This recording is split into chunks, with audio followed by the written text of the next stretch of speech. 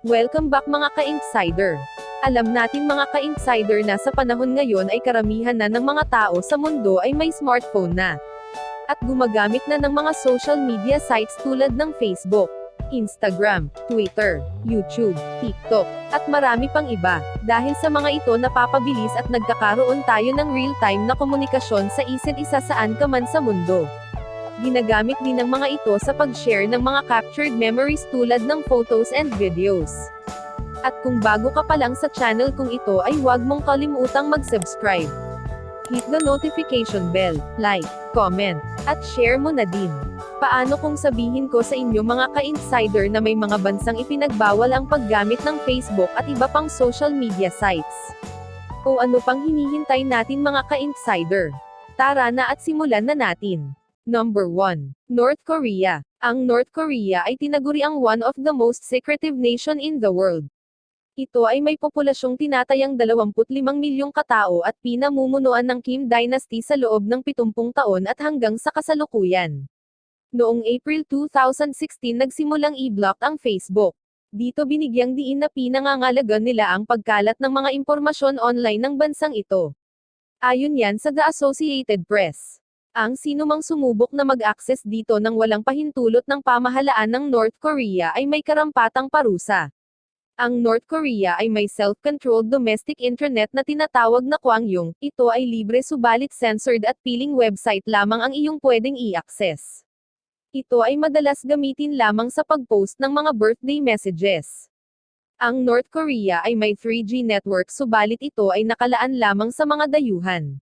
Ayon naman sa The Telegraph ang mga politician, elite students at ang mga nagtatrabaho sa kanilang cybersecurity ang allowed lamang na maka-access sa internet. Gayunpaman dahil sa takot nila sa outside world pinipili na lamang nilang huwag itong gamitin.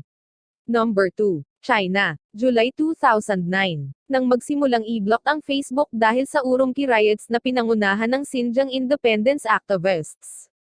Sinasabing ginagamit ng aktivistang grupo ang Facebook para sa kanilang way of communication.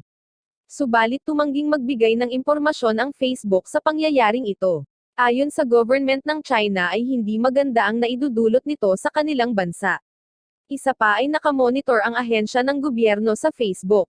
Kumbaga ay agad nilang tinatanggal ang mga post na alam nilang makakasira sa kanilang bansa.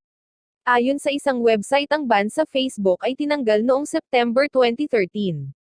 Subalit sa 17 square mile lamang ng free trade zone ng China sa Shanghai.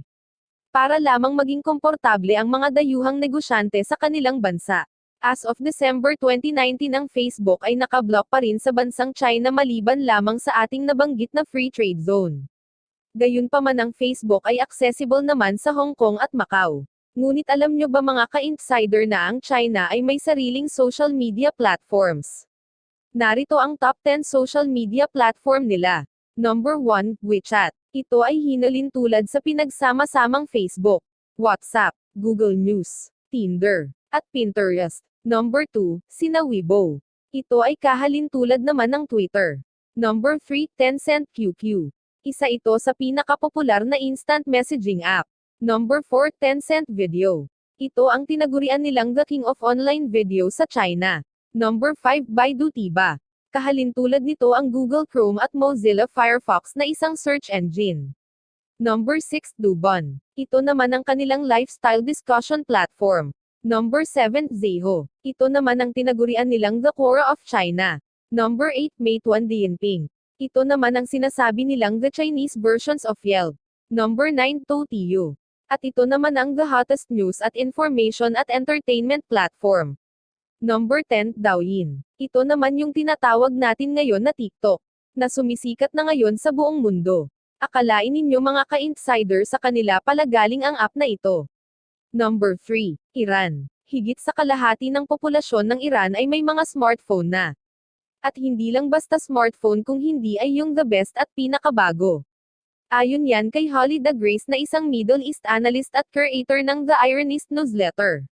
Ayon pa sa kanya, they might not have money for food, but they will find a money for a phone. Taong 2009 after presidential election ay iblinak ang Facebook website dahil sa takot na maaring mabago nito ang hanay ng oposisyon. Ayon sa website ng New York Times na nalathala noong January 2018, ang mga social media platform at mga online messaging app na encrypted ang internet conversation ay matagal nang nakablock sa naturang bansa. Ang Facebook at Twitter naman ay nakablock mula pa noong 2009. Subalit marami pa rin sa kanila ang nakakahanap ng paraan upang magamit ang mga nasabing mga social media platform. Ngunit sa kabila ng pagkakablock ng mga social media platform at iba pang messaging app, ay may isang messaging app na pinakapopular sa bansang ito. Ito ay ang Telegram. Ito ay isang online messaging app at tinatayang nasa 46 milyon ang gumagamit nito sa naturang bansa. Para sa kanila, ang tinuturing nilang internet ay ang Telegram at ang Telegram naman ay ang kanilang internet. Ginagamit nila ito sa pag-share ng information at mga photos nila. Subalit sa pagdami ng mga protestanteng grupo laban sa gobyerno ng Iran ay tuluyan na din itong iblinak noong December 2017. Kaunting kaalaman lang mga ka-insider. Ang VPN o Virtual Private Network ay madalas ginagamit sa pag-access ng mga censored o restricted website. Pero alam ninyo ba mga ka-insider na advisable din itong gamitin kapag kayo ay madalas gumagamit ng mga public or free Wi-Fi? Tulad sa mga malls, parks at mga hotel. Dahil pinoprotektahan ka nito sa mga hackers na pwedeng kumuha ng mga personal info mo. O di kaya naman ay magkaroon ng access sa iyong device. Sabi nga nila, it is better to be safe than sorry. Narito naman ang ilan sa mga bansang nagkaroon ng temporary ban laban sa Facebook. Bangladesh. Ang satirical image ng propetang si Muhammad kasama ang ilang leaders ng bansa ay pinakalat ng isang lalaki na mayroong mali siya at ininsulto ang mga leaders ng bansa.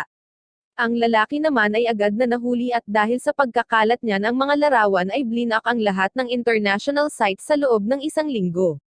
Upang maalis sa website ang mga larawan na agad-agad nag-trending. Ang gobyerno ng Bangladesh ay mayroong surveillance campaign sa Facebook at iba pang website upang i-trace ang mga mapanirang post o mga maling impormasyon patungkol sa kanilang bansa. Vietnam. Sa loob ng isang linggo noong September 2009, ang mga gumagamit ng Facebook ay nagulat na hindi sila maka-access sa website ng Facebook at ang isang linggo ay nasundan pa ng ilang linggo. Nagkaroon ng intermittent access o yung paputol-putol na access sa nasabing website. Ayon sa mga technician na kumo-control sa social network ang site ng Vietnam, ay inutusan daw sila ng ahensya ng gobyerno dito upang i-block ang social media networking sites. Subalit itinanggi ito ng gobyerno ng Vietnam na sila ang nag-utos sa nasabing hakbang. Sa kabilang banda naman ay nagpatuloy ang pagiging limitado ng paggamit ng Facebook at iba pang social networking site. Dahil sa katunayan noong May 2016 ay tuluyang iblinak ang Facebook sa loob ng 2 linggo dahil sa protesta ng hindi pagkakaunawaan. May kabuuang 45.3 milyon naman ang gumagamit ng Facebook sa Vietnam ayon yan sa 2019 report. Pakistan. Noong May 19, 2010, ipinag-utos ng Lahore High Court na i-block ang Facebook hanggang May 31. Noong panahon kasi na yun ay nagkaroon ng online competition. Ang kontrobersyal na Facebook page ay tinawag na Draw Muhammad So Day. Hinihikayat ng kompetisyon na ito ang lahat ng may social media account lalo na sa Facebook, na mag-submit sa kanila ng larawan ni Propeta Muhammad and their own ways. Ngunit hinarang ito ng gobyerno ng Pakistan dahil sa pagguhit sa larawan ng propeta ay nagkaroon ng hindi magandang interpretasyon, sa madaling salita ay kasiraan.